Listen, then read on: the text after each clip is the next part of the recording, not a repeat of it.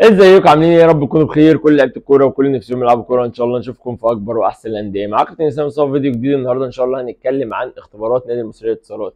نادي المصريه للاتصالات من الانديه الكبيره جدا اللي الناس كتير بتتمنى ان هي تلعب فيها، وعشان كده جبت لكم الاختبارات بدري شويه عشان تقدر ان انت تستعد او تجهز للاختبارات دي، ونشوف اكبر عدد منكم في الاختبارات. هنتكلم عن كل تفاصيل الاختبارات، هنتكلم عن المواعيد، سعر الاستماره، المواليد المطلوبه، وكل حاجه تخص اختبارات نادي المصريه للاتصالات. بس لو انت اول مره تتفرج عليا ولسه مش عارف في القناه، دلوقتي حالا اعمل اشتراك للقناه، ولو مشترك بالفعل ما تنساش تدينا لايك كده اللي بيدينا طاقه وحافز عشان نصور لكم فيديوهات كتير الفتره الجايه. ما تنساش تعمل لي فولو على الانستجرام. ومن غير كتير يلا بينا نبتدي الفيديو، يلا بينا.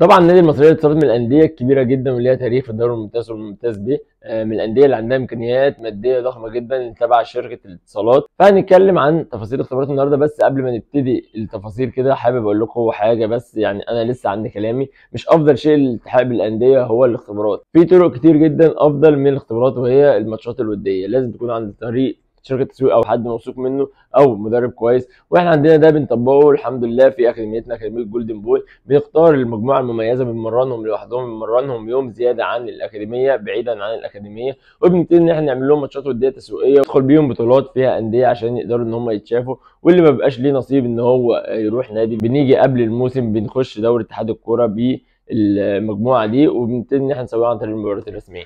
نرجع تاني لاختباراتنا، وهي اختبارات المصريه للاتصالات.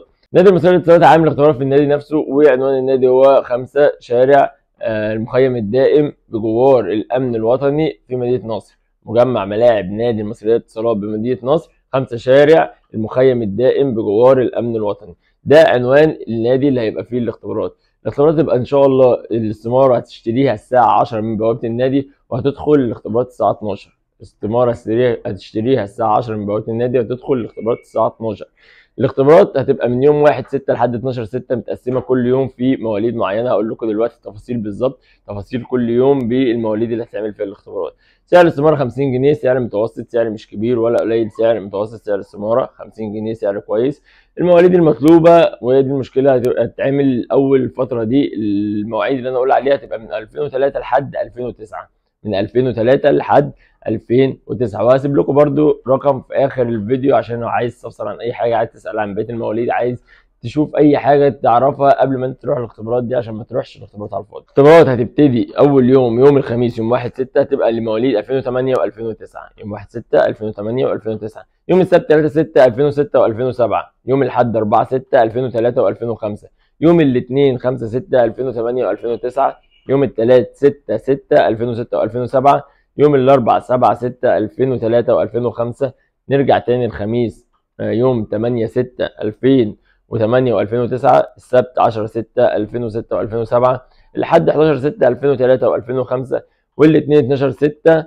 كل المواليد بس للاكاديميه النادي فقط ولابناء العاملين. وانا استوقفني حاجه بس، لان المفروض ان دي اكاديميه النادي، المفروض ان انت اصلا متابع اللعيبه اللي فيها طول السنه، مش هتيجي دلوقتي تعمل لهم اختبارات. المفروض انت عارف مين اللي مستواه كويس ومين اللي مستواه بعيد ومين المميز اللي ممكن تضمه للقطاع وتخش وتدخله القطاع وتجربه جوه القطاع، او تجربه جوه الفريق بدل ما تعمل له اختبارات. ودي انا شايفها بصراحه غريبه بصراحه. وفي انديه كتير بتعمل نفس الكلام ده، وده يدل ان مفيش تواصل بين الاكاديميه وبين النادي. فدي حاجه مش كويسه في معظم الانديه في مصر. انت عامل اكاديميه عشان تاخد منها، فده بيدل ان انت عامل اكاديميه لسبب تاني. دي كل تفاصيل الاختبارات. حاول ان انت قبل يوم الاختبارات تبقى نايم كويس، ذهنك حاضر، تاكل حاجه خفيفه قبل الاختبارات، تروح بدري ترتاح، تقعد في حته فيها ظل، تاخد معاك ميه. كل دي حاجات هتساعدك ان انت تبقى بكامل نشاطك وبكامل حيويتك. نكون خلصنا فيديو النهارده، يا رب تكونوا استفدتوا. كان معاك كابتن اسلام مصطفى. لو محتاج اي حاجه ممكن تكتب لي في الكومنتات تحت، او تعمل لي فولو على الانستجرام وكلمني، ان شاء الله هرد عليكم على طول. استنوني في فيديو جديد من قناه يوميات لعب كره القدم. اشوفكم على خير، والسلام عليكم.